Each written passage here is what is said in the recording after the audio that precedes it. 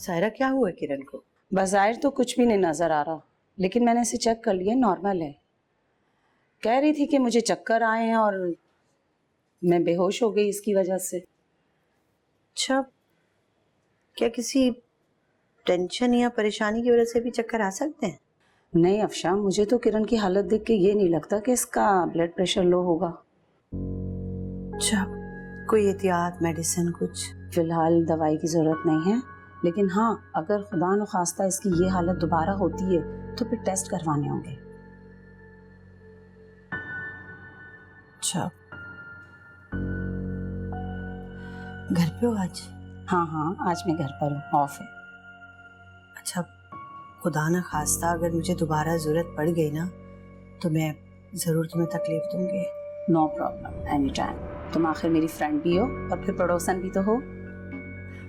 बहुत शुक्रिया। अच्छा चलो, कोई चाय ठंडा वगैरह कुछ? नो थैंक्स, बस तुम किरण के पास बैठो, अब मैं चलती हूँ। अच्छा चलो, मैं फिर तुम्हें छोड़ तो आऊँ ना? अरे नहीं, मैं खुद चली जाऊंगी, तुम किरण के पास बैठो।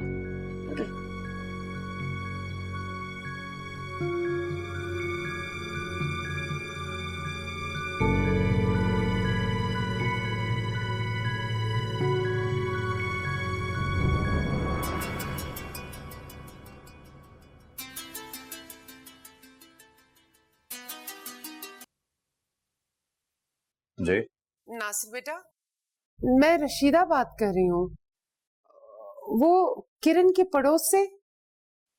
जी बोले। अफशा को पता चल गया है कि मैं तुमसे जाके मिली थी। तो मैं क्या कर सकता हूँ? मैंने इस रिश्ते से मना कर दिया, हमारा शादी नहीं कर रहा। आप मुझे कॉल क्यों कर रही हैं? देखो बेटा, उनकी गलतफहमी तुम ही दूर कर सकते हो। किरण तो राजी हो जाएगी, बस अपनी माँ की वजह से चुप है। और अफशा, वो तो मेरी दुश्मन हो गई है। और वो मैंने ये फैसला अपनी जिंदगी के लिए किया, मुझे आप लोगों के मसलों से कुछ लेना देना नहीं है। बेहतर यही है कि आप मुझे कॉल मत कीजिए।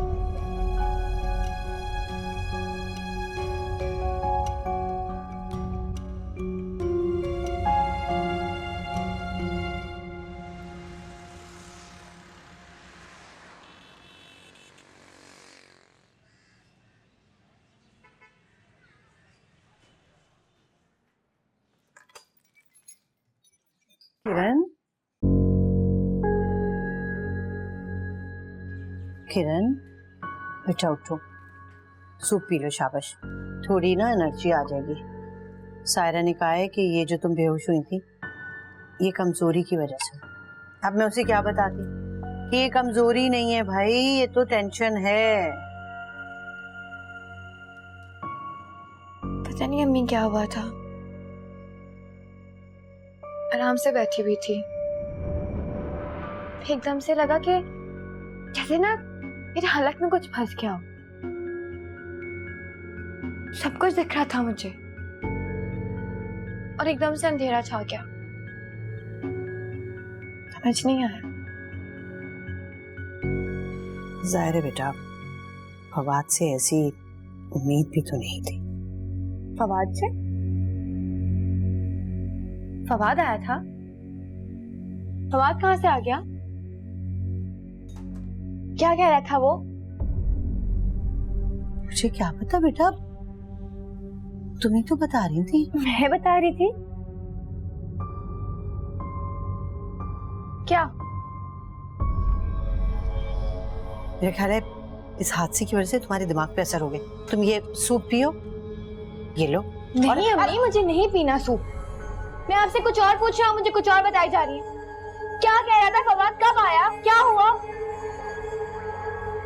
बेटा अभी थोड़ी देर पहले तो मैंने उसे निकाला घर से। मुझे तो याद ही नहीं है कि फवाद आया था, और अगर आया भी था तो आपने उसे घर से निकाल दिया क्यों? बेटा तुम ही तो कह रही थी, तुमने बताया था ना कि वो तुम्हारा हाथ पकड़ने की कोशिश कर रहा था, बदतमीजी कर रहा था, तो फिर मैं क्या करती? नहीं अम्मी, बदतमीजी, हाथ पकड़ना? अम्मी, फवाद तो यहाँ आया ही नहीं है।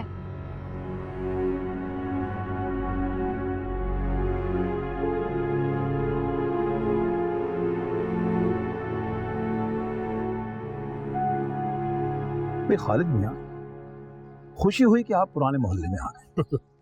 मुझे बहुत ज्यादा खुशी हुई आपको सेहतमंद देखकर। आप तो माशाल्लाह बिल्कुल ठीक हो गए। हाँ जी, अल्लाह ताला ने सेहत तंदुरुस्ती अता फरमाई है। या रूहानी इलाज करवाया था मैंने, उससे अल्लाह ने शिफा दी। ये रूहानी इलाज किससे करवाया आपने? खालिद मियां, तुम तो जानते हो कि डॉक्टर ने जवाब दे दिया था, मेरे कमर के मोहरे खराब थे ना। जी जी मुझे मालूम है। एक आमिर इरशाद साहब भाई उन्होंने दम किया, अल्लाह के करम से 6 निशिस्तों में मैं चलने फिरने के काबिल हो गया। तो सुभान अल्लाह, अल्लाह के कलाम में बड़ी तासीर होती। बिल्कुल, इसमें क्या शुबा है। बिल्कुल बिल्कुल बिल्कुल। आप मुझे वो इरशाद साहब का कोई फोन नंबर वगैरह, कोई एड्रेस बता सकते हैं? मुझे मिलना है उनसे। हाँ बिल्कुल, क्यों नहीं, जब कहें आप।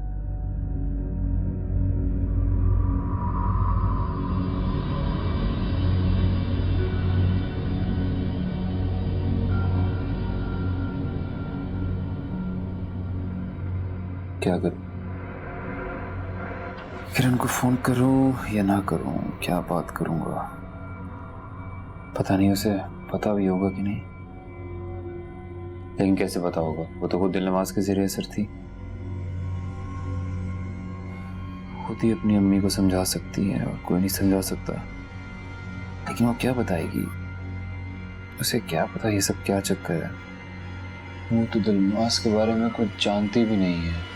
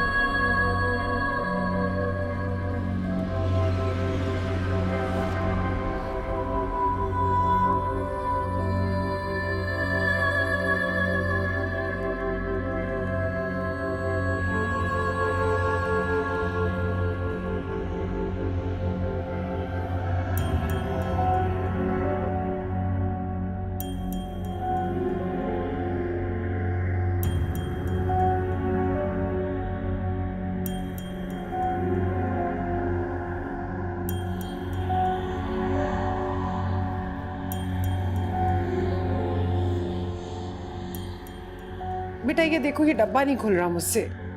फवाद, फवाद, फवाद, कहाँ हो बेटा? ये डब्बा खोल दो मुझे।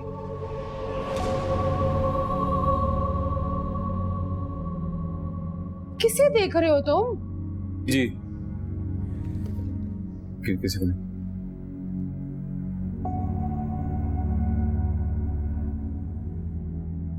अच्छा मैं चाय बना रही हूँ, तुम पियोगे? हाँ जी जी।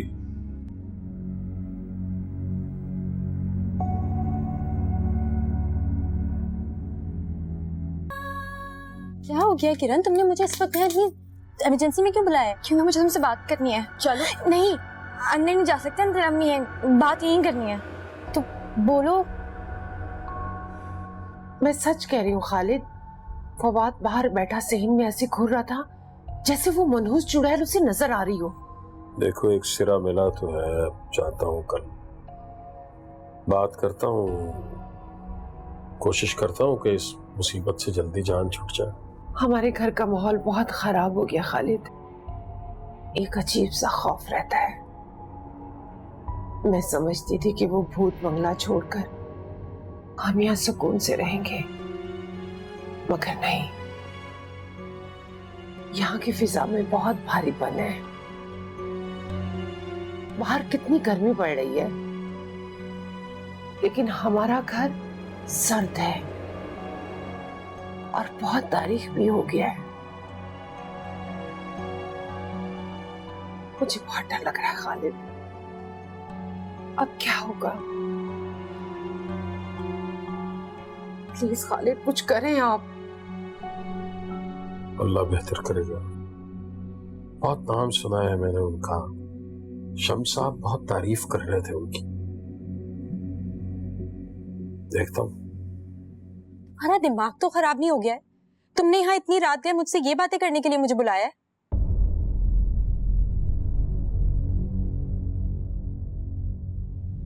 तुम्हें इसलिए बताया क्योंकि अम्मी को नहीं बता सकती। अगर अम्मी को ये बात बताती कि मुझ पे किसी जिन ने कब्जा कर लिया था तो वो तो पागल हो जाती। यार अगर ये कोई साइकोलॉजिकल प्रॉब्लम होती तो मैं इसमें तुम्हारी हेल्प करती, हम डिस्कस करते। लेकिन अब ये जिन भूत की बातें, मैं इसमें तुम्हारी क्या हेल्प कर सकती हूँ यार? जो भी बातें अम्मी ने मुझे उस दिन के बारे में बताई हैं उससे तो यही साफ जाहिर होता है कि उस धागे की वजह से वो फवाद तक नहीं पहुंच सकी, इसीलिए उसने मेरा इस्तेमाल किया। वो अम्मी का दिल खराब करना चाहती है फवाद के लिए। अब वो मेरे और फवाद के बीच में आ गई है। देखो, अगर तो ये बात सच है तो ये बहुत खतरनाक बात है। तुम्हें किसी भी किस्म का नुकसान पहुंचा सकती है। तुम्हें चाहिए कि तुम अपनी अम्मी से डिस्कस करो और इस घर से कुछ टाइम के लिए शिफ्ट हो जाओ। तुम्हें फवाद को भूल जाना चाहिए। नहीं निदा, अब नहीं। अब चाहे वो जो भी कर ले, अब मैं फवाद का साथ नहीं छोड़ूंगी, कभी भी नहीं।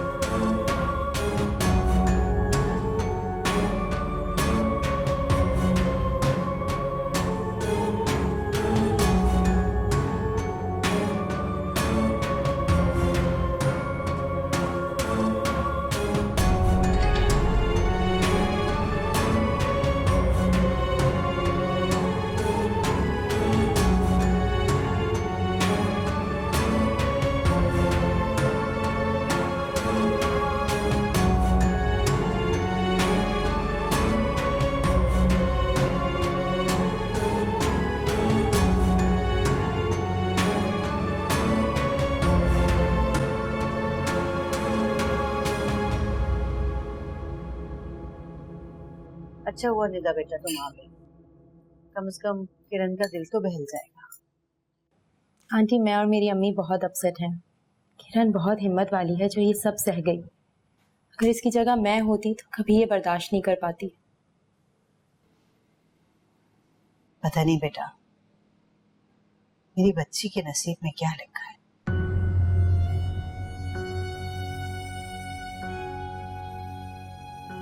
मैं हाथ धोकर आती हूँ। किरण बेटा बैठो ना, खाना तो खा लो।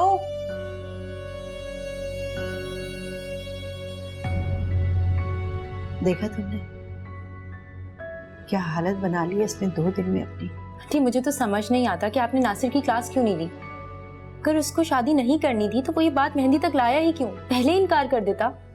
अरे बेटा, उस मनहूस ने तो मेहंदी की रात से पलट के पूछा तक नहीं, ऐसा गायब हुआ है। और अब भला क्या बात। देखो उसने जो करना था ना वो तो कर दिया।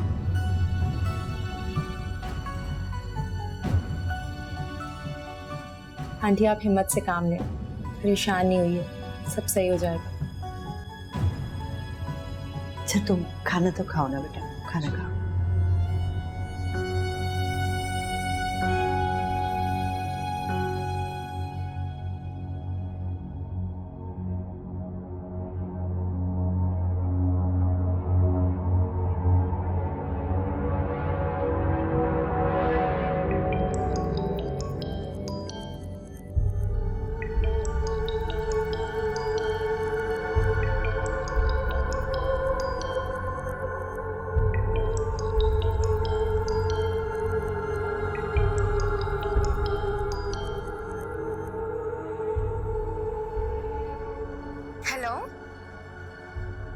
फवाद, कैसे हो तुम? तुमसे मिलना चाहती हूँ। लेकिन मैं तुमसे नहीं मिलना चाहता। जो कुछ तुम्हारी माँ और तुमने मेरे साथ कर दिया है, अब सब कुछ खत्म हो चुका है। अंदर ना मुझे फोन करना और ना ही मिलने का कहना। नहीं फवाद, मेरी बात फवाद, हेलो हेलो किरण, आई अम्मी।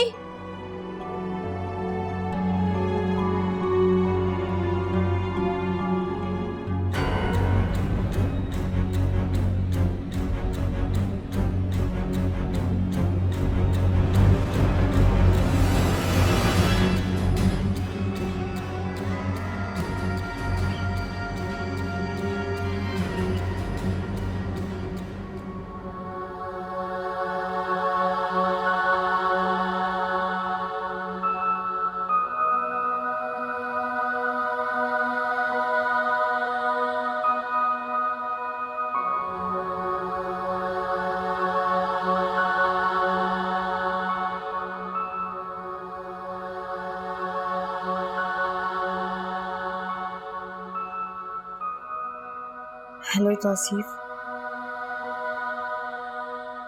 मैं तुमसे मिलना चाहती हूँ। नहीं, घर आने की जरूरत नहीं है,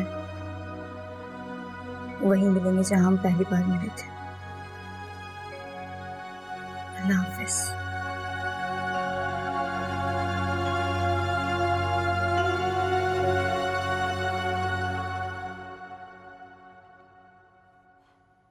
मैं समझा था शम्स भाई कि आप मुझे शायद किसी आमिल की दरगाह, कोई आस्ताना, कोई इस तरह की चीज होगी। तो आबिद मियाँ, पहली मरतबा मेरी भी ऐसी तासुरात थी। शाह साहब एक नौजवान पढ़े लिखे आदमी है, जॉब करते हैं, बीवी बच्चे हैं, बस अल्लाह जिसके हाथ में शिफा दे। ये तो ठीक है। अस्सलाम वालेकुम। तशरीफ रखिए। कैसी तबीयत है अब आपकी? कमर का दर्द सही है? दवा ववा ले रहे हैं वक्त पे? आपकी दुआओं से अल्लाह का बड़ा करम है। ये खालिद साहब हैं मेरे पड़ोसी। कुछ चाय पानी वगैरह? नहीं, बहुत शुक्रिया, कुछ नहीं। कहिए, क्या खिदमत कर सकता हूँ आप? खालिद साहब अपने बेटे का मसला लेकर आए। इनका कहना है कि इनके बेटे के पीछे चुड़ैल पड़ गई है। मैंने इनसे कहा था आप सिर्फ जिस्मानी बीमारियों का रूहानी इलाज करते हैं, पर ये कहने लगे कि पूछने में क्या हर्ज है। चुड़ैल? खालिद साहब, आजकल के इस जदीद दौर में चुड़ैल का जिक्र मज़ा का खेस सा लगता है। बहरहाल जिन बरक है, कुरान शरीफ में भी इसका जिक्र है, लिहाजा इसके वजूद से हम इनकार नहीं कर सकते। आप ठीक कह रहे हैं शाह साहब, मैं बिल्कुल ऐसा ही सोचता था। मैं यही सोचता था कि ये भूत प्रेत, जिन्नात, परियां सब कहानियां हैं, इनका कोई वजूद है जो कि यकीनन है, क्योंकि कुरान में जिन्नात का जिक्र, तो कम से कम हमारे इर्द गिर्द नहीं, कहीं अलग कोई अलग सी दुनिया है जहां ये रहते हैं। लेकिन फिर आपको यकीन करना पड़ता है, क्योंकि आप आंखों देखा और कानों सुना झुठला नहीं सकते। सो मैंने देखा है शाह साहब, खुद देखा है। मैंने अपने बच्चे को उस कर्ब में, उस तकलीफ में देखा, बहुत परेशानी देखी है मैंने। वो ये कहता है कि उसकी किसी जिन्नजादी से शादी हो गई।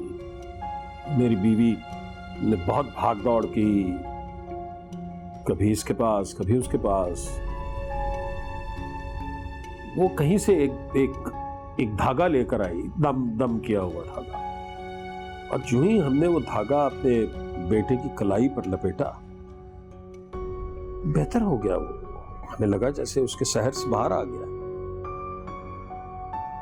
लेकिन शाह साहब, वो जो कोई भी है, वो कोई परी है, कोई जिन्नजादी है, वो बेटे का पीछा नहीं छोड़ती, छोड़ना नहीं चाहती। आप 2 मिनट तशरीफ रखें, मैं हाजिर हूँ।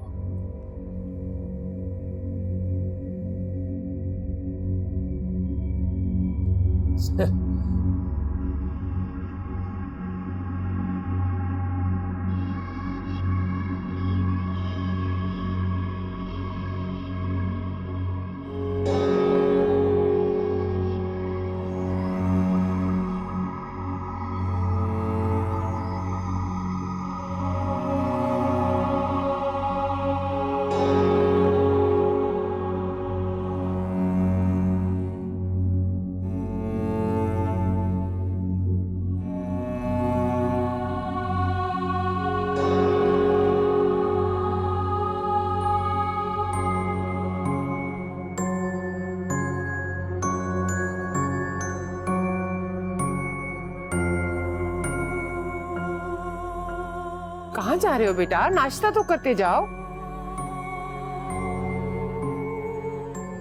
हॉस्पिटल जा रहा हूँ, आज से ड्यूटी ज्वाइन करूँ। तो नाश्ता कर लो ना बेटा, कुछ खा लो थोड़ा सा।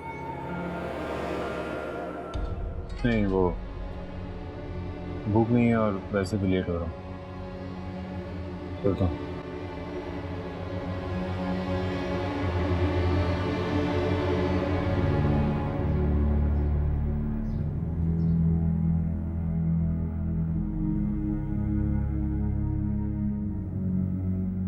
मैं नजमा के घर चली जाती हूँ। हाय अल्लाह, अपने घर में अकेले रहने से भी डर लग रहा है। क्या करूँ? चली जाती हूँ। अजीब सा लगता है शमस साहब, लेकिन वाकई सच में सब कुछ मैंने देखा है। इंशाअल्लाह हल भी हो जाएगा। तशरीफ ये लीजिए खालिद साहब, ये अगरबत्तियाँ इन्हें अपने घर के दोनों कोनों में लगा दीजिएगा और जला लीजिए। और जब ये आधी रह जाएं तो अपनी शहादत की उंगली से बिस्मिल्लाह पढ़ के आपने इसे बुझाना है। लेकिन याद रखिए, ये पानी से नहीं बुझानी, दीवार पे या ज़मीन पे मस करके नहीं बुझाएंगे आप। शहादत की उंगली और अंगूठी के दरमियान से इसे बुझाना है। और कल सुबह इसी लिफाफे में रख के इसे मेरे पास ले आएंगे आप। ये तावीज़ अपने बेटे की तकिए के नीचे रख दीजिएगा और सुबह जब ये अगरबत्तियाँ लेकर आएंगे तो उसके साथ ये तावीज़ भी ले आइए, फिर मैं आपको कुछ बता सकूंगा। शाह साहब, क्या वाकई इनके बेटे पर चुड़ैल इश्क हुई है? शम्स साहब,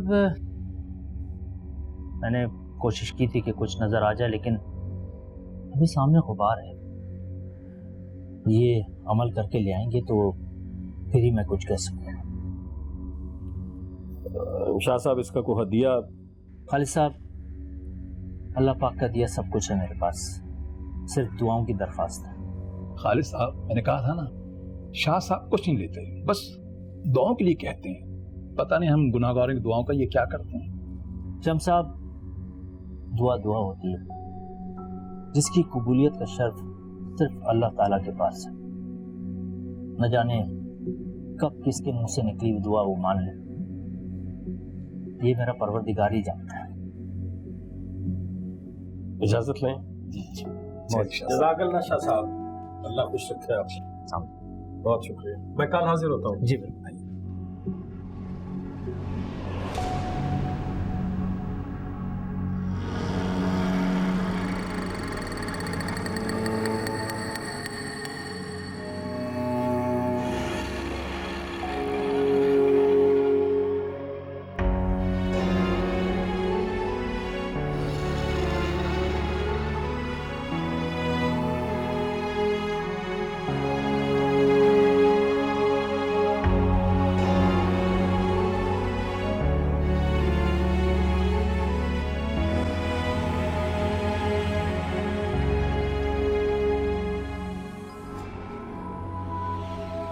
आ गए साहिब। जानता था कि तुम यहीं होगी। दिलनवाज को बाप की राह देखने सिर्फ इतना कहने आया हूँ कि किरण से दूर रहो। तुम्हारी लड़ाई नाराजगी जो कुछ भी है सिर्फ मुझसे है। किरण का इस सबसे कोई लेना देना नहीं है दिलनवाज। ये सब उसकी वजह से हो रहा है। मेरे और आपके दरमियान वो आई है, सारा कसूर उसका है। बकवास बंद करो अपनी। तुम आई हो हम लोगों के दरमियान, तुमसे पहले से उससे मोहब्बत करता और करता रहूंगा। फासल, कमाल कर दिया। मियां बीवी के रिश्ते के दरमियान वो आई। भूल गए जब इस घर में आए थे तो वो आपको ठुकरा चुकी थी, किसी और से शादी कर रही थी वो। मैं बहस करने नहीं आया दिलनवाज, मैं तुम्हें सिर्फ बताने आया हूं, समझाने आया हूं कि किरण से दूर रहो। ये तो आप समझो ना साहिब, दे दो अपने दिल में जगह, उतार के फेंक दो ये मनहूस धागा, अपने कदमों में बैठा, फिर मुझे किरण से कोई फर्ज नहीं होगा। दिलनवाज, शादी तो मैं किरण से ही करूंगा और तुम कुछ नहीं कर पाओगे, कुछ भी नहीं। जिनजादी हूँ साहिब, इंसान नहीं जो शौहर की दूसरी शादी पर रोध होके चुप होके बैठ जाऊं। हमारे यहाँ ये सब नहीं होता। पहली बीवी की खुशी और उसकी बगैर इजाजत के शौहर दूसरी शादी नहीं कर सकता। वाह भाई, पहली बीवी, खुशी, मर्जी, दूसरी शादी। निकाह हुआ था ना हमारा, हुआ था ना दिलनवाज निकाह। तलाक भी हो सकती है, क्यों नहीं हो सकती? हो सकती है ना दिलनवाज। ये बात तो आप समझो ना साहिब, क्यों उस बेचारी किरण के पीछे पड़े हुए? क्या कसूर है उसका इसमें? उसके साथ ऐसा मत करो साहिब। दिलनवाज, अगर किरण को कुछ भी हुआ तो मैं भी नहीं रहूंगा। मुझे नुकसान पहुंचा के मुझे हासिल नहीं कर सकती, कभी नहीं कर सकती। अगर ऐसा है तो फिर ऐसा ही सही, क्योंकि दिलनवाज आपको तो खो सकती है लेकिन आपकी जिंदगी में किसी और को बर्दाश्त नहीं कर सकती। ये मत करना प्लीज। मेरी मजबूरी है साहिब।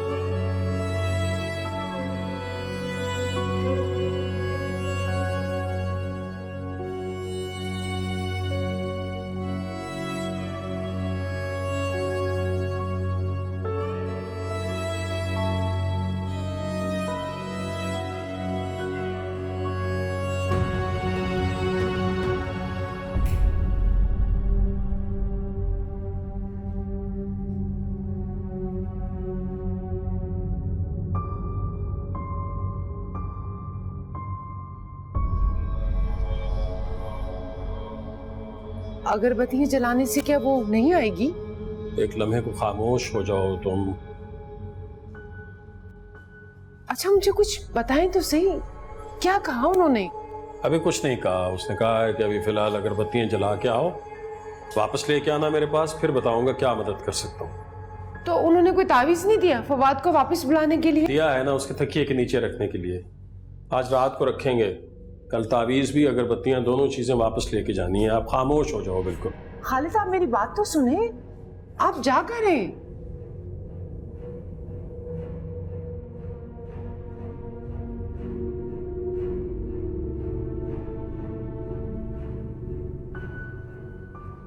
क्या बहुत पहुंचे हुए बुजुर्ग हैं? बुजुर्ग नहीं है, जवान जहान आदमी, पढ़ा लिखा, ऑफिस में काम करता है। शम्स साहब बहुत तारीफ कर रहे थे, बल्कि वो तो शम्स साहब से उम्र में बहुत छोटा है, लेकिन बहुत ही एहतराम से बात कर रहे थे वो। लेकिन आप तो कह रहे थे कि वो बीमारों का इलाज करते हैं। खालिद हमारा बेटा बीमार तो नहीं है? यार 2 मिनट के लिए खुदा का वास्ता है, जबान को मुंह में बंद कर लो यार। मैं भूल जाऊंगा, मुझे अमल तो कर लेने दो। हैं? आप क्या कुछ पढ़ रहे हैं? हाय अल्लाह, उन्होंने कुछ पढ़ने के लिए तुम्हें दिया है? अगली बार उनके पास गया ना तो तुम्हारी जबान बंदी के लिए कोई ना कोई तावीज जरूर लेके आऊंगा। अपने लिए भी एक तावीज ले आना, गुस्से को कंट्रोल करने के लिए।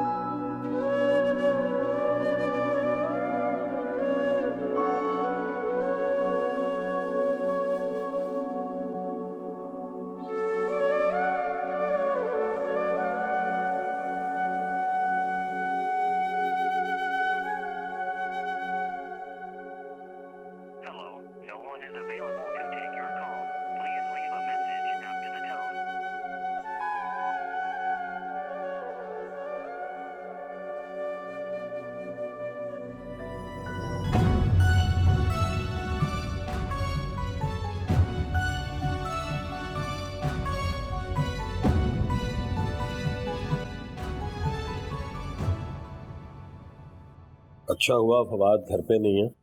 शाह साहब ने कहा था कि उसके इल्म में ना आए और उसके तकिए के अंदर तावीज रखना। फवाद का अस्पताल से आने का टाइम हो रहा है, आप जल्दी कर लें। आज वो क्या क्यों है वैसे? भाई डॉक्टर अमजद ने तो कहा था कि मंडे से आना, आज तो संडे है। अरे हाँ, आज तो संडे है। वो लड़का मुझसे सीधे मुंह बात करे तब मुझे पता चले ना। अच्छा आप जल्दी कर लें, मुझे लगता है कि वो आ गया। हाँ। चलें आप जल्दी से करें, मैं उसे देखती हूँ।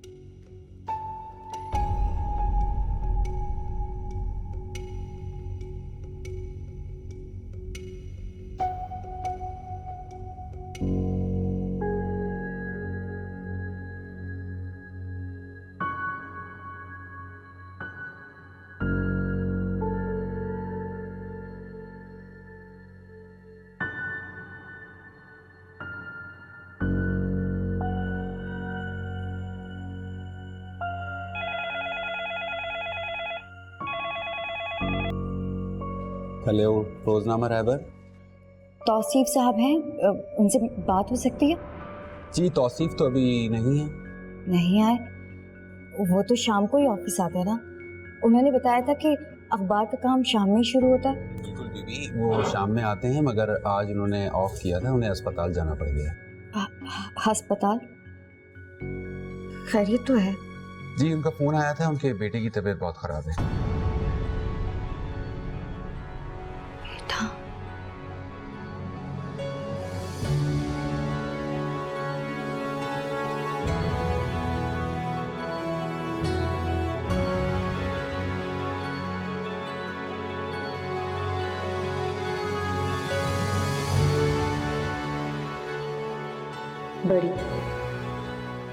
बड़ी तुम ठीक कह रही थी। ये दुनिया बहुत जालिम है। यहाँ कोई अपना नहीं होता,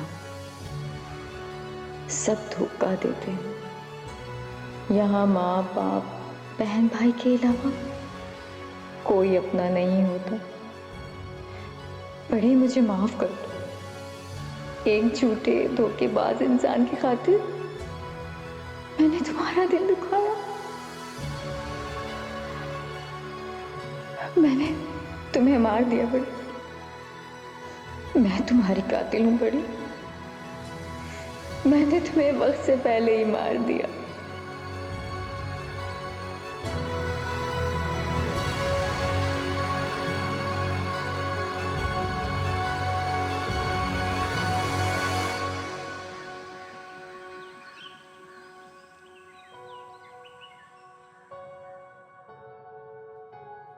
नाश्ता कर लिया आपने?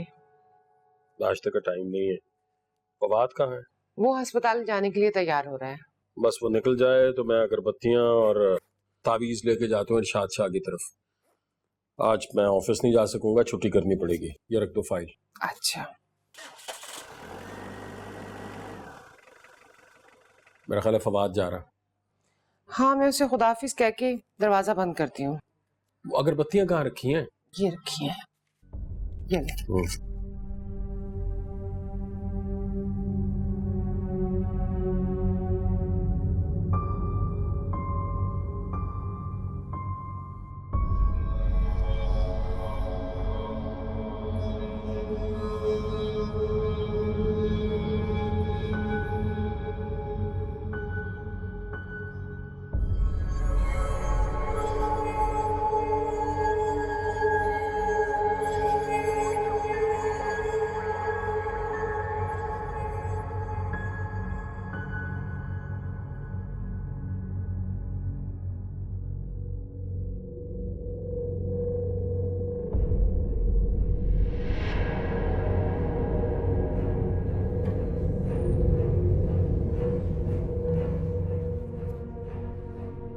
चाय पी ली आपने? नहीं, चाय नहीं पीनी है। 11 बजे का कहा है उसने, 11 बजे पहुंचना है। बहुत लेट हो रहा हूँ। मैं भी चलूँ आपके साथ? अरे नहीं ना बाबा, वहाँ तरह तरह के लोग आए होते हैं। मैं बस आ रहा हूँ। अकेले घर में मुझे नहीं रहना।